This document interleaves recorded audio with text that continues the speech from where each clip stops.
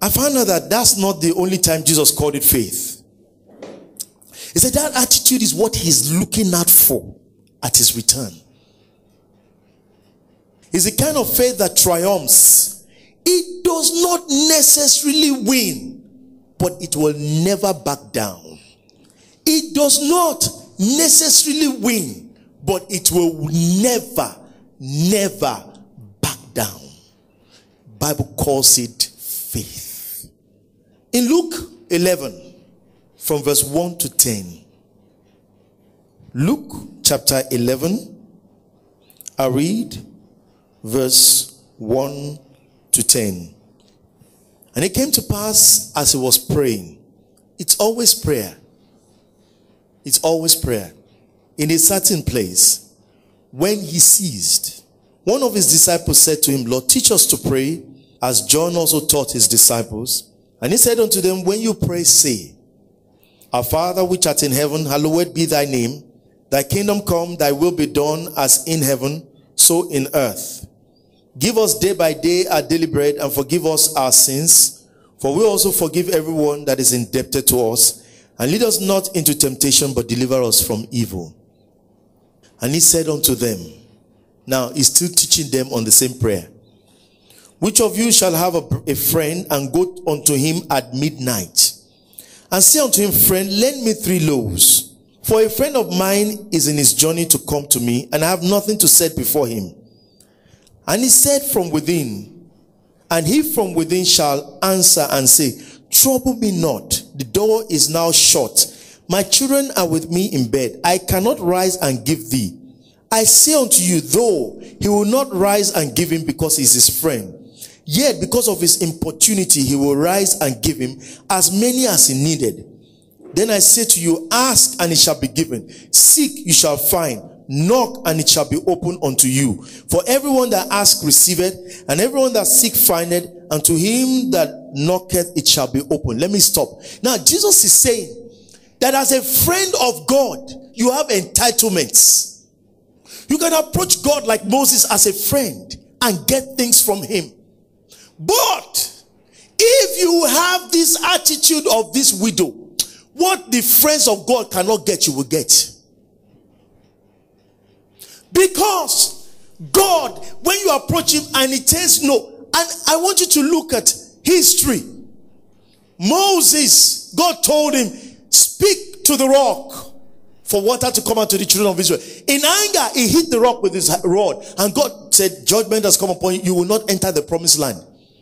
If that is the case, why did God tell David, there will be pestilence for 3 days, and it only happened for 1 day? Why did God tell Hezekiah, set your house in order, you're going to die? And God himself added 15 more years. Moses was God's friend, but he lacked this attitude. And God said, Moses, you will not enter the promised land.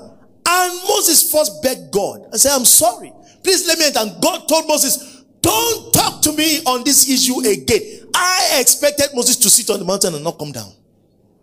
God, you said I shouldn't talk to you about this. Okay, let me stay and die here. After a while, God will send Aaron. Aaron, say, go and call your brother, he's on the mountain. Tell him I've hearkened to his voice. They told a lie. Your sons are going to be judged, for they have wronged God. And he said, that means Eli had no faith. It's the Lord. Let him do what seems right in his eyes. He lacked this attitude. Now a man approached his friend at midnight. Yes, it's the wrong time to go and ask. I can't imagine, I think I've shared this before. I can't imagine I approach one of you. I'm trying to look for somebody I know that, you know, the request, look at the request. It's not that you are hungry. A friend came from a journey and you don't have food to, and the question will ask her, if he doesn't eat tonight, will he die? At 1 a.m., even medically, it's not the best time to be eating now. Abi, tell him he will not die. That if he doesn't eat in the next 3 days, he will not die. Mr. So-so-and-so, come 8 o'clock in the morning. If you want all the bags of curry in this house, I'll give you. As I am. 1 a.m., I'm not getting out of here. Jesus said, he will not get up to answer his friend. though they are closed. But if that man stays at that gate and keeps knocking, say after a while he will get up and give him what he knows, so that he too can have peace. Say there are things friendship cannot get, importunity will get it. It is called faith. An attitude not to back down in the face of apparent failure. If you look at Matthew 15, let me first say what importunity means. It means persistence. It means not to get weary in the face of opposition or failure.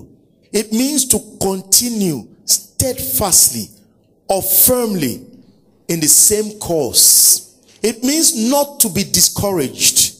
It means to stick to the same thing and not give up. That's what importunity means. The Bible says he kept knocking. Then afterward the man didn't answer him. Then he kept knocking. But you know the man is hearing. He refused to answer him, but he kept knocking. The man is hearing. After a while, he said, no, this man is becoming a pest. It's even possible. He first opened the door and shouted at him. What?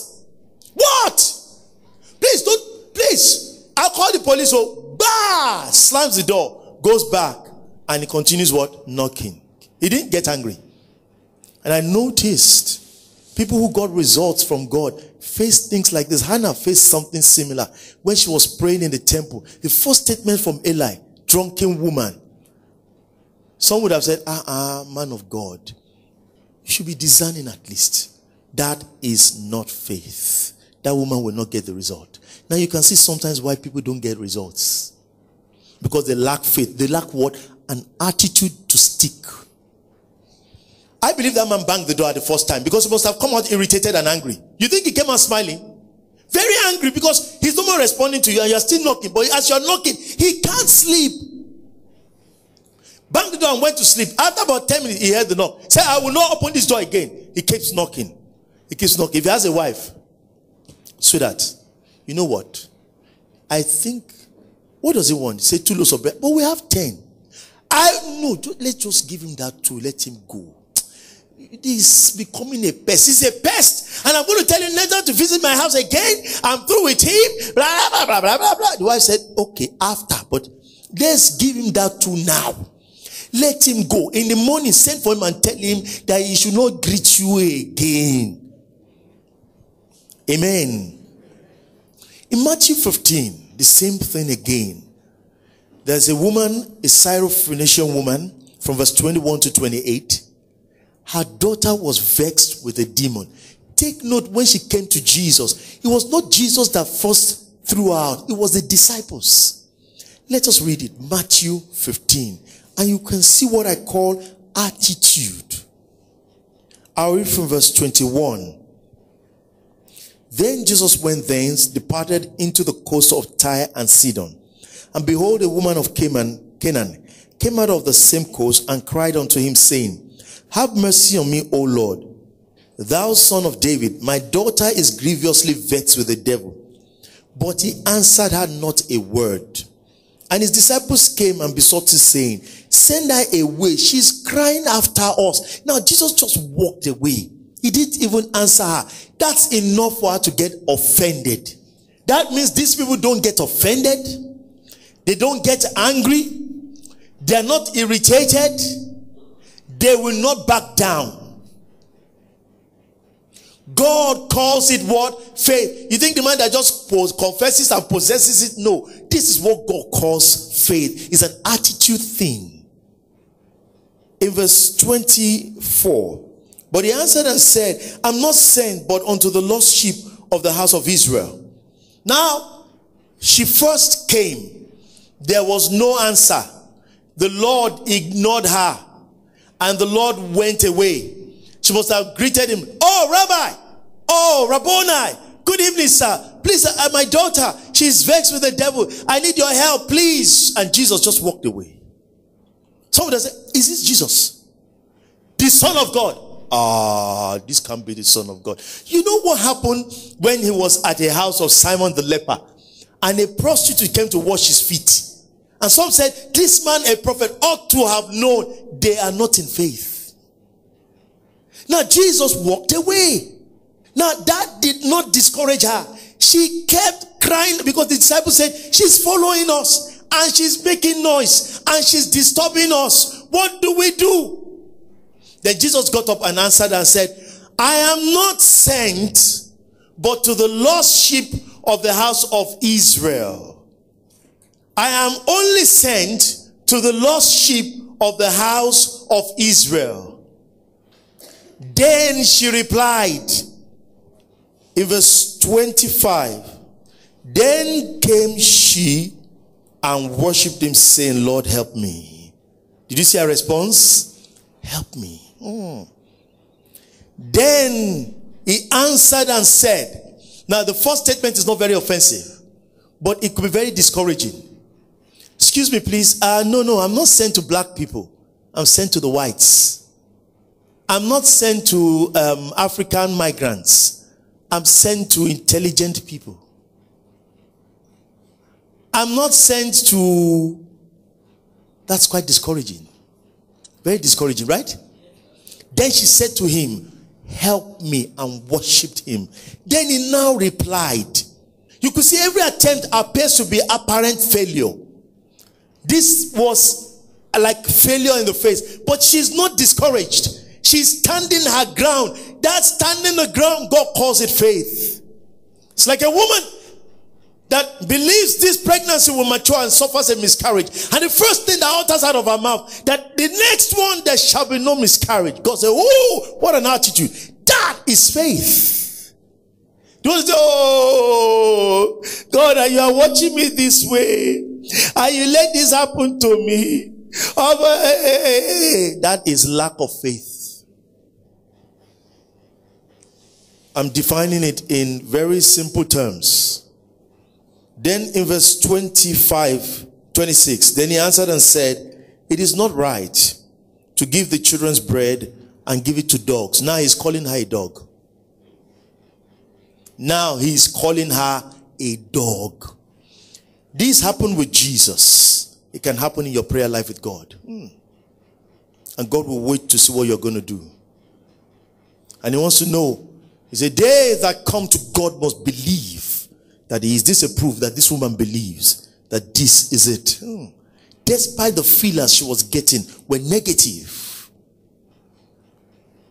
Then she said to him, truth, Lord, yet the dogs eat of the crumbs which fall from the master's table. Then Jesus now answered, oh, woman, great is thy faith. Be it unto you even as you will. What was the faith? The attitude to stand down. I'm not backing out. Call me a dog, I will stay. Call me a fool, I will stay. Call me a mugu, I will stay. Throw water at me, I will stay. Abuse me, I will stay. I will not leave till I get this thing. I'm not going to get angry. I'm not going to walk away. I came for this and I will get it. And the Bible calls it faith. Jesus said, that's what I'm looking out for when I'm returning. From what we see everywhere now, I'm sure you know that that's far from what the Lord is looking out for. People just get angry very easily. And he calls himself a man of God. Did you know what he said to him? He said, man of God, pray for me. He said, I'm very busy. I don't have time for you now. Hey! This one cannot be a man of God. He cannot be a man of God. In Luke 22, from verse 31 to 32, Jesus was praying for Peter. He says, Simon, Simon, Satan has desired to sift you like wheat, but I've prayed for thee that thy faith fail not. Faith cannot fail. So what was Jesus saying? Don't back out when your faith can still work, because what you are seeing you don't like. I'm praying. He said, when you are converted, when you are returned back, he said, strengthen the brethren. He said, I'm praying that Peter, when in the apparent face of failure, you see that what you have boasted you will achieve, you didn't achieve it. Don't retreat. I'm praying for you, Peter, that you will not retreat, because you still have what it takes to get it. I'm praying that you will not get yourself to a point that your faith can no longer work again. Because faith works, but you have to make it work. But if you put yourself in a position where it cannot work, then it will not work. And of course, when he denied Jesus and that crowd, it's enough for him to back out and leave the brethren. Yeah, they went back to fishing, but with the brethren. You see, stuck with the brethren. Judas went to hang himself. All he needed was to keep hanging with the brethren and say, Lord, I am sorry. And it would have been restored. But he kept with the brethren. So when Jesus appeared to the brethren, he was still there. And he was retrieved back again. He said, I pray, Peter, that when you stand before that maid and everything collapses right under your face, you will not take back steps. You will stand and attempt again to prove that you love me. Proverbs 24:16. If the righteous fall 7 times. So the righteous falling is not lack of faith. The righteous refusing to stand is lack of faith. He said he shall what? Rise again. So lack of faith is not a fall. Lack of faith is refusing to rise and staying in the fall because of an attitude of defeat. Because sometimes one has fallen and they say, oh, it doesn't have faith. No. That doesn't mean it doesn't have faith. That doesn't mean that the salvation was about 3 or 4 attempts and they were failures. And she still got it. Said, let it be 7 times number of perfection. Let him fall to a point where it is naturally impossible to rise. If he has the right attitude, he will get back on his feet again. Bible says in Hebrews 10:23, we need to hold fast to the confession of our faith without what? Wavering. For faithful is he who has promised.